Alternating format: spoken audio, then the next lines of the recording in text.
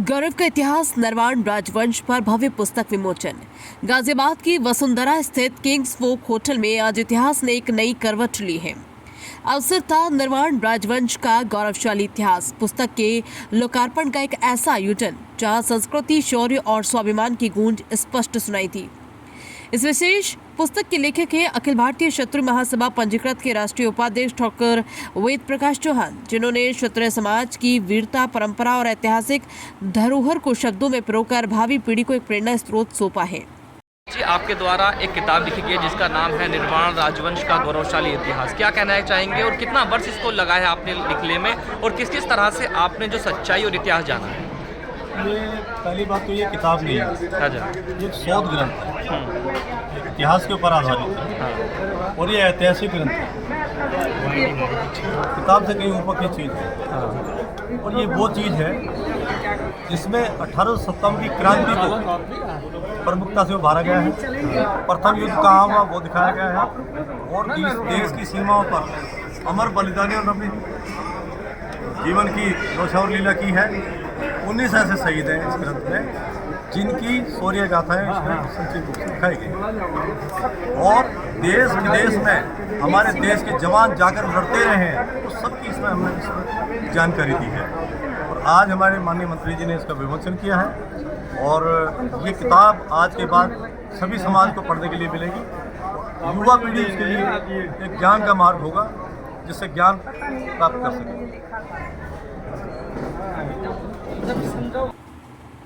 ये सिर्फ एक पुस्तक नहीं, हमारे समाज का वो गर्व है जिसे नई पीढ़ी को जानना और समझना बेहद जरूरी है।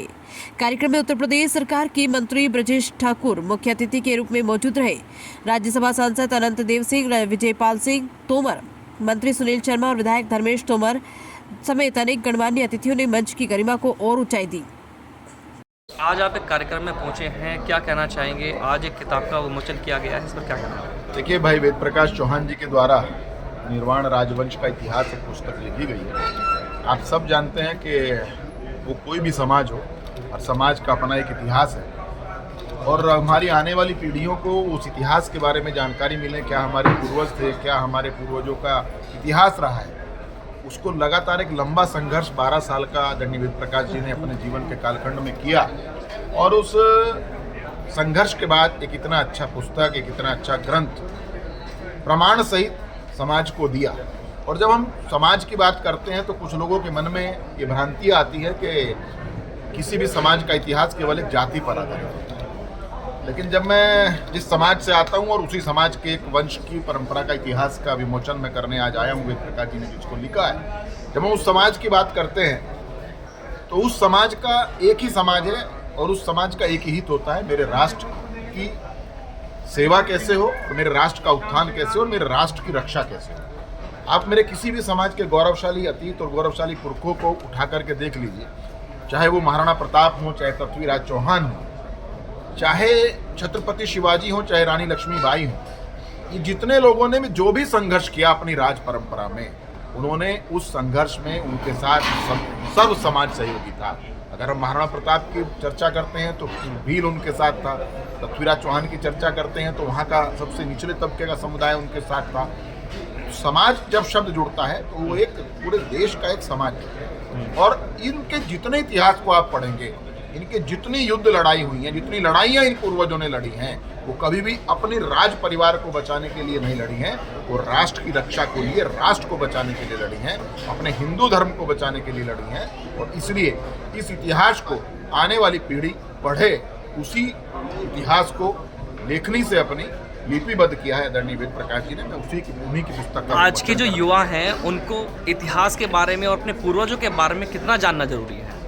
देखिए, मात्र आज के युवा नहीं, जो इस समय शैशवावस्था में हमारी आने वाली पीढ़ी है, जो इस समय बाल्यकाल में, अति बाल्यकाल में, उनको भी एक दिन तरुणाई के जीवन में आना है और जब वो तरुणाई के समय में आए, उनको इतिहास पढ़ना इसलिए जरूरी है क्योंकि इस देश को आज तक पढ़ाया गया कि अकबर महान था, लेकिन इस देश का इतिहास ये नहीं कहता है कि अकबर महान था, लेकिन इस देश का इतिहास जिन्होंने पुरखों ने जो हमारे लिखा है, महाराणा प्रताप का इतिहास है, छत्रपति शिवाजी का इतिहास है, पृथ्वीराज चौहान का इतिहास है।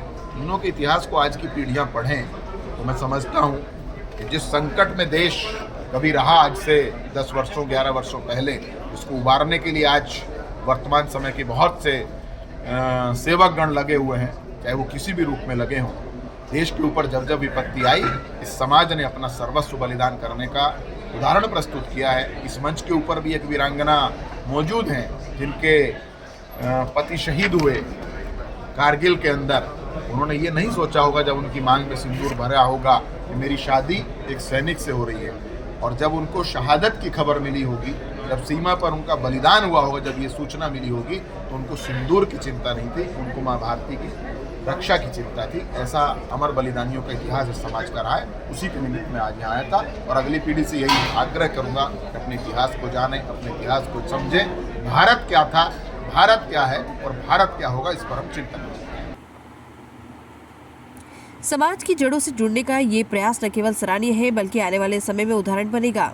लोकार्पण के बाद हुआ वीर रस कवि सम्मेलन, जिसमें अंतर्राष्ट्रीय कवि मनोज कुमार, डॉक्टर अक्षय प्रताप अक्षय और उपेंद्र राणा ने ऐसी ओजस्वी कविता प्रस्तुत की कि उपस्थित जनसमूह भाव विभोर हो उठा। कार्यक्रम की सबसे खास बात यह रही कि डासना रियासत के निर्माण परिवार सहित 60-84 क्षेत्र के प्रतिनिधियों की सशक्त उपस्थिति, जिन्होंने अपने गौरवशाली अतीत की गरिमा को मंच पर जीवंत कर दिया। कार्यक्रम का संयोजन भागीरथ सिंह और तेजपाल चौहान ने बेहतरीन ढंग से किया, जबकि धन्यवाद ज्ञापन मोहित सिंह और सवाई सिंह द्वारा प्रस्तुत किया गया। यह आयोजन न केवल एक पुस्तक का विमोचन था बल्कि क्षत्रिय समाज की संस्कृति, एकता और सम्मान का उत्सव था, जिसने समाज के युवा को इतिहास से जोड़ने की एक मजबूत कड़ी दी।